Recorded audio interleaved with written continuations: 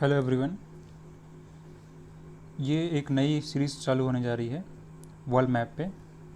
और जब ये सीरीज़ ख़त्म होगी इसके बाद हम लोग इंडियन मैप चालू करेंगे। वर्ल्ड मैप पे हम लोग सभी कॉन्टिनेंट्स को कवर करेंगे और सबसे पहला हमारा जो कॉन्टिनेंट है वो है यूरोप। सो चलिए देखते हैं कि यूरोप में क्या क्या है।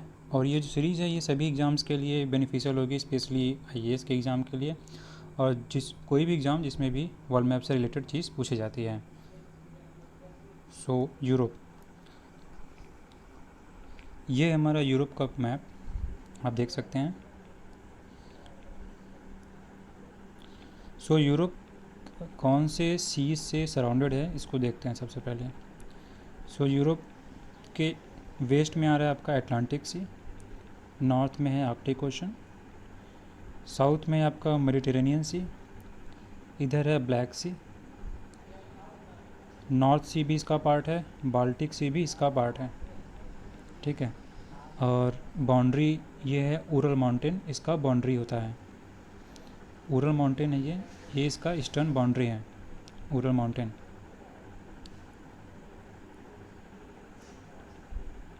अब देखते हैं एरिया।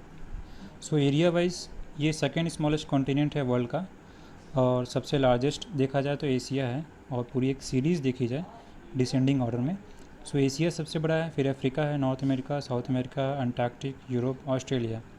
ये डिक्रीजिंग ऑर्डर में एरिया वाइज है। सो यूरोप सेकेंड स्मॉलेस्ट कॉन्टिनेंट है और सबसे स्मॉलेस्ट पूछा जाए तो ऑस्ट्रेलिया सबसे स्मॉलेस्ट कॉन्टिनेंट है।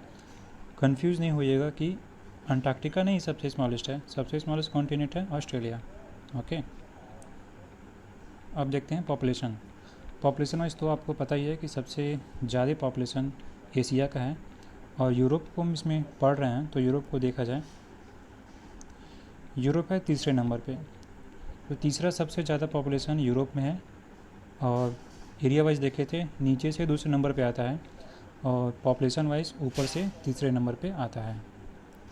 और पूरी एक डिक्रीजिंग ऑर्डर में देख लिया जाए तो Asia, Africa, Europe, north America, south America, Australia and Antarctica. Antarctica में वैसे कोई भी पॉपुलेशन नहीं है, इसलिए इसको इस लिस्ट में नहीं भी लिखा जाए तो कोई दिक्कत नहीं है। अंटार्कटिका में जो पॉपुलेशन है वो है 0, मतलब वहाँ पे कोई परमानेंट कोई रहने वाले नहीं हैं। हाँ, साइंटिस्ट वहाँ पे जाते हैं कुछ टाइम के लिए लेकिन वो परमानेंट नहीं रहते हैं, इसलिए पॉपुलेशन बोला जाएगा 0। अब सवाल पूछ सकते हैं कि यूरोप में कितने देश हैं, तो यूरोप जो पूरा है उसमें 50 देश उसको शेयर करते हैं। अब by the conventional definition there are 44 sovereign states और नेशंस इन यूरोप। देखिए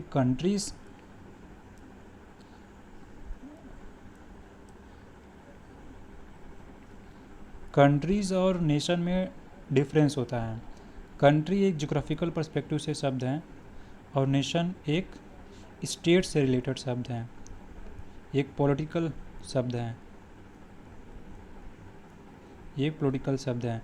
सो 50 कंट्रीज आते हैं, मतलब 50 जोग्राफिकल रीजन आते हैं, लेकिन अगर नेशन पूछा था कितने हैं तो सिर्फ 44 सोवरेन स्टेट्स या नेशंस हैं। अब डाउट हो सकता है कि आखिर फिर 6 कौन से हटे हैं, उसमें से कुछ मैं आपको बता दूं तो जैसे कि ग्रीनलैंड इसमें इंक्लूड किया गया है, लेकिन वो नेशन नहीं है, वो तो एक डेनमार्क की एक टेरिटरी है, इसलिए उसको सोवरेन स्टेट नहीं बोल सकते हैं, वो एक डेनमार्क की टेरिटरी है। चलिए, तो फिर से मैं रिपीट कर दूं, कंट्रीज़ पूछा जाए तो 50 कंट्रीज़ और नेशन पूछे जाए तो 44 नेशन, अगर ऐसा कोई एमसीक्यू आता है किसी एग्ज़ाम में तो। अब अधिकतर क्वेश्चन पूछा जाता है कि स्कैंडिनेवियन कंट्रीज़ यूरोप में कौन कौन से हैं, स्कैंडिनेवियन कंट्रीज़। और दूसरा सवाल पूछा जाता है कि बाल्टिक नेशन कौन कौन से हैं। सो स्कैंडिनेवियन कंट्रीज़ की बात करें so Iceland, Denmark, Norway, Sweden, Finland, ये 5 देश आते हैं स्कैंडिनेवियन कंट्रीज़ में, नॉर्वे, स्वीडन, फिनलैंड और आइसलैंड, डेनमार्क। बाल्टिक नेशन की बात की जाए तो 3 ही देश आते हैं बाल्टिक नेशन में, इसको ध्यान से रखिए, ये ज़्यादा पूछने का संभावना है। एस्टोनिया, लैटविया और लिथुआनिया, ये 3 देश हैं बाल्टिक नेशन में, एस्टोनिया, लैटविया, लिथुआनिया। और स्कैंडिनेवियन में आते हैं आपके Norway, Sweden, Finland, Denmark and Iceland ये स्कैंडिनेवियन कंट्रीज़ हैं।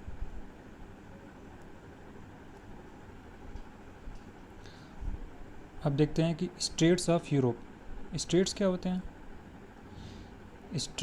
स्टेट्स एक नैरो वाटर बॉडी होती है जो दो जोग्राफिकल रीजन को सेपरेट करती है, या ये भी बोल सकते हैं कि दो वाटर बॉडी को ये जोड़ती है। सो स्टेट दो वाटर बॉडी को जोड़ती है और दो जोग्राफिकल रीजन को सेपरेट करती है। जैसे कि जिब्राल्टर स्ट्रेट क्या है? ये यूरोप और अफ्रीका को अलग करता है। स्पेसिफिक देश की बात की जाए तो स्पेन और मोरक्को को अलग करता है। ये स्पेन और मोरक्को को अलग करता है। और कनेक्ट इसको करता है, ये भी पूछा जा सकता है। तो वो मेडिटेरियन सी और अटलांटिक ओशन को जोड़ता है और अलग करता है, स्पेन एंड मोरक्को को अलग करता है। अभी हम लोग मैप में भी इसको देख लेते हैं एक बार। बोनीफेसियो स्ट्रेट क्या है? बोनीफेसियो स्ट्रेट सार्डिनिया आइलैंड और कॉर्सिका आइलैंड को सेपरेट करता है। और देश की बात की जाए तो इटली और फ्रांस को सेपरेट करता है, क्योंकि जो सार्डिनिया आइलैंड है ये एक इटली का टेरिटरी है और कॉर्सिका जो आइलैंड है ये फ्रांस की एक टेरिटरी है, मेडिटेरेनियन सी में है ये। सो इटली एंड फ्रांस को सेपरेट करता है। स्पेसिफिक आइलैंड पूछा जाए तो सार्डिनिया आइलैंड, कॉर्सिका आइलैंड को ये सेपरेट करता है बोनीफेसियो स्ट्रेट। कुछ कॉमन से स्टेट जैसे English channel UK and France के बीच में है। और डोवर्स स्ट्रेट भी यूके एंड फ्रांस के बीच में है। कुछ और भी स्ट्रेट हैं जैसे बॉस्पोरस स्ट्रेट जो है ब्लैक सी और सी ऑफ मरमरा को जोड़ता है। ब्लैक सी और सी ऑफ मरमरा को जोड़ता है।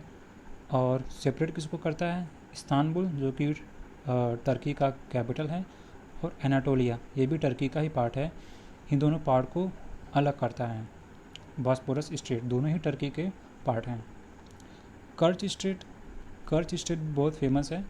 ये कर्च एंड रसिया को सेपरेट करता है और जोड़ता किसको है? ब्लैक सी और सी ऑफ अजूव को जोड़ता है। अब है डार्डेनेलस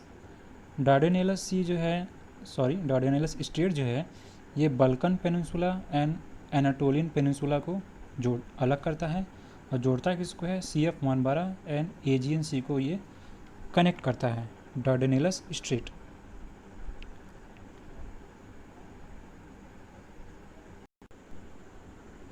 अब एक बार मैप में देख लेते हैं जो भी हमने स्ट्रेट पढ़े हैं। तो सबसे पहले हमारा जिब्राल्टर स्ट्रेट, तो यहाँ पे है जिब्राल्टर स्ट्रेट,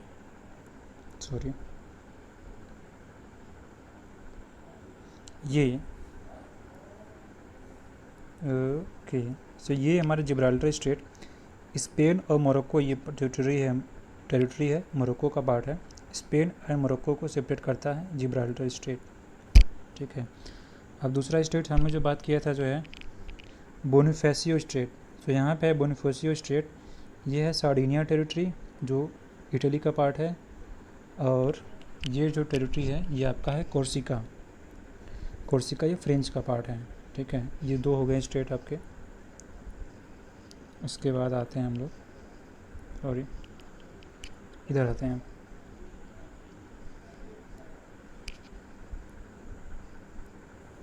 सो ये है ब्लैक सी जो है, और ये है आपका सी of Azov.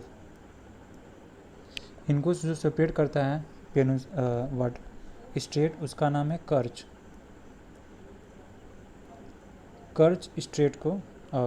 कर्च straight C of ओजो और ब्लैक सी को जोड़ता है, कर्च स्ट्रेट।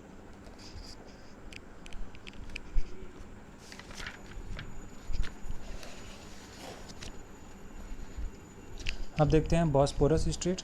सो बॉस्पोरस स्ट्रेट यहाँ पे है और डार्डेनेलस स्ट्रेट यहाँ पे है। बॉस्पोरस स्ट्रेट किसको जोड़ता है? ब्लैक सी को। और ये जो पार्ट है ये है आपका मारमरा सी। सो मारमरा सी है ये, और ये है ब्लैक सी। तो ब्लैक सी और मारमरा सी को जो कनेक्ट करता है वो है आपका बॉस्पोरस स्ट्रेट। फिर यहाँ पे है आपका डार्डेनेलस स्ट्रेट, ये है आपका डार्डेनेलस स्ट्रेट, ये है आपका डार्डेनेलस स्ट्रेट। ये आपका जो है एजियन सी, जो एजियन सी ये है, और ये है मार्मारा सी, दोनों को जोड़ता है। सो सभी स्टेट्स हो गए। अभी इधर आइए आप, जो है ये आपका जो है डोवर्स स्ट्रेट, ये है डोवर्स स्ट्रेट। डोवर्स स्ट्रेट देख रहे हैं आप, यूके और ये फ्रांस को जो है सेपरेट करता है, और इसी का पार्ट है इंग्लिश चैनल। इधर ही है इंग्लिश चैनल। पूछा जा सकता है कि इंग्लिश चैनल कौन से दो देशों के बीच में है, तो यूके एंड फ्रांस के बीच में है इंग्लिश चैनल।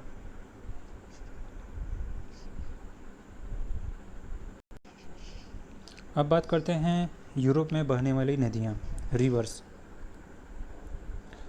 सो रिवर्स की बात करते हैं। सो सबसे लंबी रिवर, सबसे पहला क्वेश्चन होता है कि सबसे लंबी नदी कौन सी है, तो वोल्गा नदी जो है वो सबसे लंबी नदी है। ये बेसिक क्वेश्चन हो सकता है। उसके बाद सब कुछ फेमस नदियाँ और देख लेते हैं, जैसे दानुबे रिवर है। सो दानुबे रिवर का जो सोर्स है, कहाँ से बहती है, मतलब कहाँ से निकलती है, वो है ब्लैक फॉरेस्ट। ब्लैक फॉरेस्ट कोई फॉरेस्ट नहीं है, ब्लैक फॉरेस्ट एक पहाड़ है, माउंटेन है एक ब्लैक फॉरेस्ट, वहाँ से ये नदी निकलती है। और पूछ सकते हैं कि कौन से देशों में ये नदियाँ बहती हैं। थोड़ा हाई लेवल का क्वेश्चन हो गया, लेकिन देख लेते हैं। बेलग्रेड और बुडापेस्ट, बेलग्रेड और बुडापेस्ट ये जगह का नाम है, वहाँ से ये, सॉरी कंट्री लिख दिया मैंने। सो बेलग्रेड और बुडापेस्ट से ये नदियाँ बहती हैं। पूछ सकते हैं कि सिटी कौन सा है। सो उसके बाद ये ओनली रिवर है जो कि 8 देशों से क्रॉस करती है या टच करती है, दानुबे रिवर। सो ये भी इम्पोर्टेंट है। अब कुछ और फेमस रिवर्स, और वो किस नदी किस सिटी के किनारे से जाती हैं। जैसे बर्लिन, बर्लिन नदी एल्बे रिवर के किनारे पे है। पोलैंड में बहता है विस्टूला, पोलैंड में है विस्टूला नदी। और इटली का शहर रोम, वहाँ से टाइबर नदी जाती है, टाइबर नदी। और इटली में ही शहर है वेनिस, आप लोग सुने ही होंगे। पो नदी वहाँ से बहती है, पो नदी, ठीक है। विस्टूला नदी जो है पोलैंड का जो कैपिटल है वहाँ से जाती हैं। और कुछ और रिवर, जैसे कि सियाने रिवर, सियाने रिवर जो है वो पेरिस से गुजरती है। एब्रो रिवर जरागोजा जो स्पेन में है वहाँ से गुजरती है। और राइन नदी, राइन नदी जो पोर्ट है उसको बोला जाता है busiest inland waterway of Europe, busiest inland waterway of Europe. और राइन नदी कई फेमस शहर से गुजरती है, जैसे कि रॉटरडैम, फ्रैंकफर्ट और लुडविक। सो फ्रैंकफर्ट, लुडविक, रॉटरडैम ये ऐसे फेमस सिटीज़ हैं जहाँ से ये राइन नदी निकलती है। और भी फेमस सिटी हैं, जैसे कि बेसल सिटी, बेसल सिटी से भी ये गुजरता है। और रॉटरडैम तो हो ही गया जो है। सो ये हो गया। और राइन नदी का सोर्स पूछ सकते हैं, तो राइन नदी का जो सोर्स है वो आल्प्स माउंटेन है, आल्प्स माउंटेन इसका सोर्स है। और ये कहाँ जाके गिरती है, तो ये नॉर्थ सी में जो है जाके ये गिरती है। North Sea is the mouth of this Rhine river. अब कुछ फेमस माउंटेन्स देख लेते हैं, उसको पहले यहाँ पे देख लेते हैं, फिर मैप में भी देखते हैं इसको। सो उरल माउंटेन, अभी स्टार्टिंग में ही मैंने आपको बताया कि Ural mountain is the eastern boundary of Europe, eastern boundary of Europe. इधर यूरोप आता है, इधर है रसिया, ये है Ural mountain. So it is a natural boundary between Asia and Europe. और ये 2 देशों से जाता है, गुजरता है Ural mountain, Russia and Kazakhstan से ये उरल माउंटेन गुजरता है। फिर इधर आता है आपका कॉकसस माउंटेन, कॉकसस माउंटेन आता है, ये अजरबैजान और जॉर्जिया, अजरबैजान और जॉर्जिया का पार्ट है कॉकसस माउंटेन। ये भी एशिया और यूरोप को सेपरेट करता है। और क्वेश्चन पूछ सकते हैं कि भाई इसका हाईएस्ट पीक क्या है इसका, कॉकसस माउंटेन का, तो माउंट एल्ब्रस, माउंट एल्ब्रस जो है ये हाईएस्ट पीक है कॉकसस का। ब्लैक फॉरेस्ट, मैंने बताया आपको ब्लैक फॉरेस्ट के बारे में, ब्लैक फॉरेस्ट जर्मनी का पार्ट है। अब ये एक ब्लॉक माउंटेन है, black forest is a block mountain.